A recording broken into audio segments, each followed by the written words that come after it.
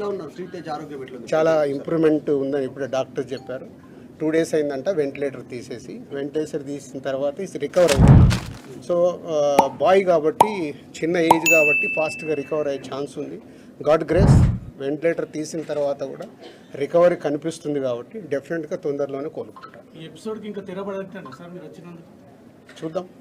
అంటే ఎపిసోడ్ జరుగుతుంది, దేనికి ఎలా మలుపులు తిరుగుతుందో మన అందరికీ తెలుసు. అన్ని 2 రకాలుగా ఇటు ఇండస్ట్రీలో జరుగుతుంది కానీ అటు గవర్నమెంట్ సైడ్ కానీ రెస్పాన్సిబిలిటీ తీసుకొని అన్ని తొందరలోనే సమస్యపోయేలాగా రూట్ వేస్తుంది. నిన్న కాంగ్రెస్ పార్టీ ఎమ్మెల్యే గాంధీ భవన్లో మాట్లాడుతూ నైజాం ఏరియాలో నేను సినిమా హీరోలు అడుక్కు తింటారని స్టేట్మెంట్. అవి వద్దు. నేను వచ్చింది సీఎం గారు చెప్పింది, నేను వచ్చి ఇప్పుడు కమ్యూనికేట్ చేస్తుంది. రెండింటి మధ్యలో ఎలాంటి సమస్య లేకుండా చూసుకునే రెస్పాన్సిబిలిటీ ఎఫ్డీసీ చైర్మన్గా నాది. ప్రైవేట్గా ముందు ఫిలిం ఇండస్ట్రీ నుంచి నేను చేయాల్సింది ఏంటంటే నేను నిర్ణయం తీసుకుంటున్నాను. సీఎం గారికి కూడా చెప్పాను. రేపు అక్కడి నుంచి గవర్నమెంట్ నుంచి ఏమొస్తుందని మనం చూద్దాం.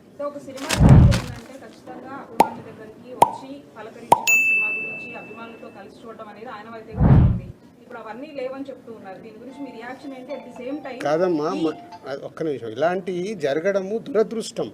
ఎన్నో సినిమాలు రిలీజ్ అవుతాయి, మరి ఎప్పుడు జరగవు కదా. అప్పుడప్పుడు ఎవరు కావాలని చెయ్యరు.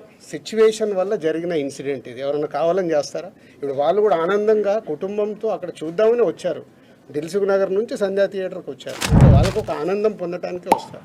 దురదృష్టం ఇలాంటి సంఘటన జరగడం. ఇలాంటి సంఘటన చెయ్యాలని ఎవరు చేయరు. జరిగింది కాబట్టి దీనికి అన్ని రకాలుగా చూసుకొని చేయాల్సిన బాధ్యత పౌరులుగా మా పైన ఉంది, అలాగే మీడియా పైన కూడా ఉంది. మనందరికీ రెస్పాన్సిబిలిటీ ఉంది. దీన్ని మనము మీ సైడ్ నుంచి కూడా రెస్పాన్సిబిలిటీ ఏంటి? కరెక్ట్గా చూపించిందే 10 సార్లు చూపించి 10 సార్లు వేసి జనాలకు కాకుండా జాగ్రత్త. ఇప్పుడు నేను మాట్లాడాను, దీంట్లో ఉన్న మంచిది జనాల దగ్గరకు తీసుకెళ్ళి సొసైటీకి ఉపయోగపడేలాగా చేయాలి.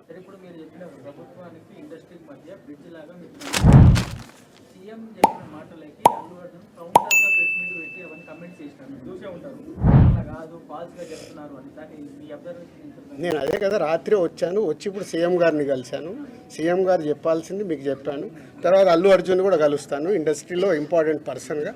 కలిసిన తర్వాత అది కూడా చెప్పి సమన్వయం చేస్తాను. అదే నా డ్యూటీ. నేను మాట్లాడతాను. నేను కలిసిన తర్వాత మాట్లాడతాను. మీకు అదే మళ్ళీ నన్ను కూడా కాంట్రవర్షియల్ క్వశ్చన్ వేసి తీసుకురావద్దు. నేను ఇంకా కలవలేదు. కలిసిన తర్వాత మాట్లాడతాను. ఇప్పుడు సీఎం గారు పాయింట్ ఆఫ్ వ్యూలో మొత్తం విన్నాను, అన్నీ చెప్పాను. ఆయన పాయింట్ ఆఫ్ వ్యూలో విన్న తర్వాత నెక్స్ట్ ప్రెస్ మీట్లో మాట్లాడతాను.